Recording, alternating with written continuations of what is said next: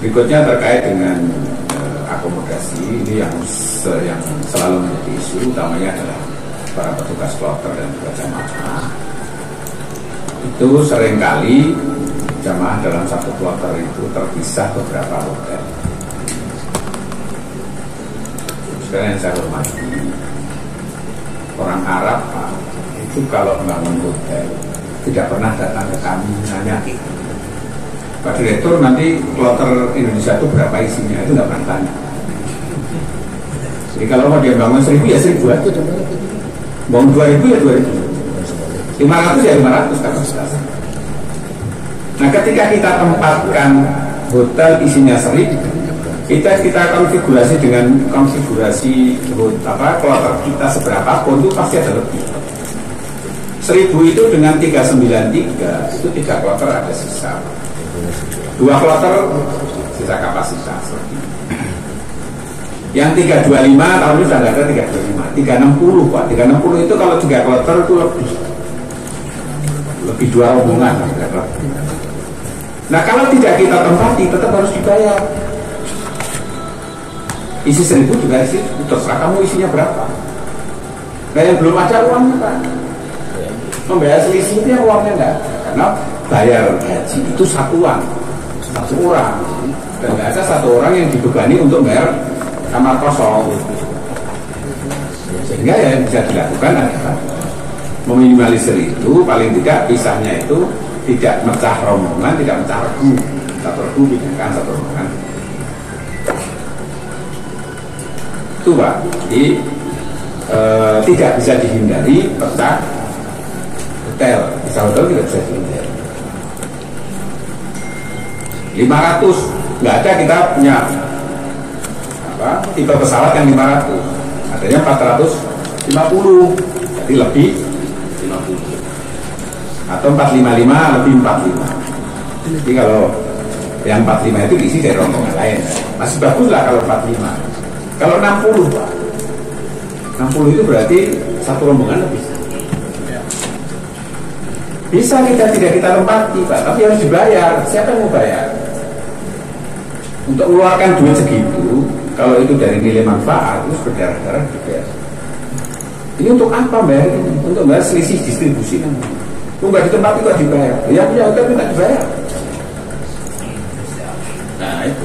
Jadi kadang-kadang kita juga ada sedikit pertentangan antara regulasi kita dengan regulasi Arab Saudi.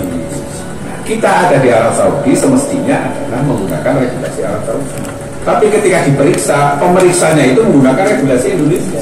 Nggak nyambung Pak. Pernah kita siasati dengan cara yang namanya pemadatan Pak. Jadi kalau ada lebih, katakan satu hotel itu lebihnya 20 orang. 20 orang itu harus bisa ke hotel lain. Untuk kemaslahatan jamaah, lalu kemudian mereka sepakat sudahlah kami bisa-bisakan nggak apa-apa yang penting satu hotel. Maka ada kamar-kamar yang kemudian kita tambah. Isinya 5 jadi 6 gitu kan untuk yang 20 orang itu. Ketika diperiksa, temuan Pak namanya pemadatan. Oh ini 1000 kok di 1020. Nah lalu kemudian temuan lagi ini sempit Pak. 1000 ini mestinya isinya 800 saja. Kita tempatkan 800. Yang ngasih saran itu besok nggak periksa Pak. Yang periksa baru lagi, ini pemborosan, 1000 kok cuma diisi 800. Tadi malam saya diskusi dengan Pak Kabid Pak di asrama Haji Tabing itu. Saya tanya jumlah kamarnya berapa? 100 kamar. Karyawannya berapa? 45. Kami Pak di Direktorat Pelayanan Haji Luar Negeri itu karyawan saya itu 43 orang. Untuk menyiapkan 52.000 kamar di Mekah Pak, bukannya 100 kamar. Yang 45 orang itu urus 100 kamar Pak. Kami 52.000 kamar di Mekah. Di Medina 20.000 kamar. Dan 70.000 kamar itu kita siapkan jauh sebelum musim haji. Baru kita gunakan menjadi hak kita itu di musim haji.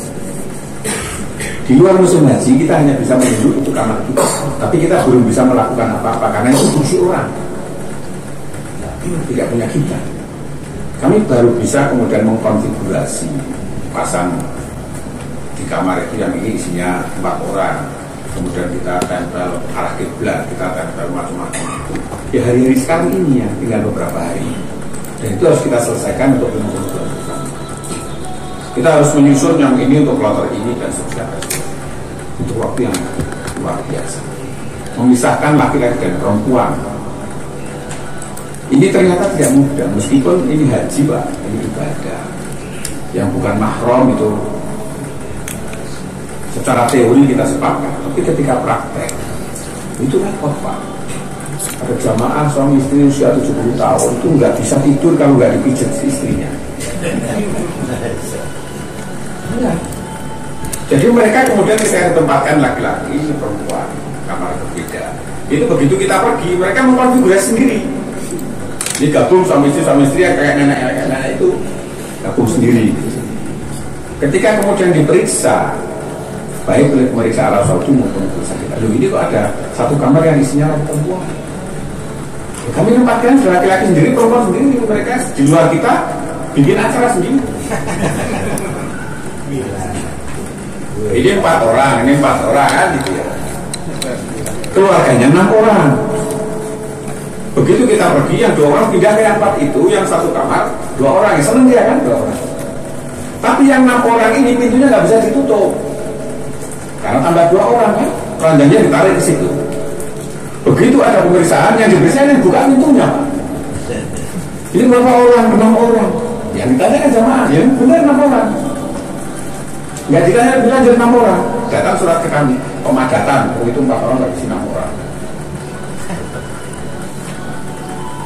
Nah kami harus menjelaskan, kalau mau menghitung, itu hitung kapasitas seluruh hotel, bukan per kamar. Kalau satu hotel itu 1000, dihitungnya 1000 lah. Soal kamarnya itu bolak-balik terserah jamaahnya. Yang penting bahwa satu hotel itu saya 1000 kan gitu. Setelah kemudian nanti si A pindah ke si B, nggak harus milih satu kamar. 1000 orang itu 250 kamar Pak. Tiap harinya itu 250 kamar, itu sebulan nggak selesai. Tapi kan mereka sampling. Kebetulan yang disampling, yang pintunya dibuka karena nggak bisa ditutup.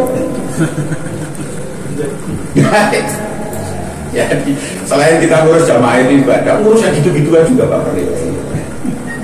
Sehingga direktur pelayanan luar negeri itu dari institusi itu nggak ada unsur ibadahnya. Yang diurusi itu akomodasi Pak, hotel. Yang kedua konsumsi. Jadi hotel tadi di Mekah 52.000 kamar, di Madinah 20.000 kamar.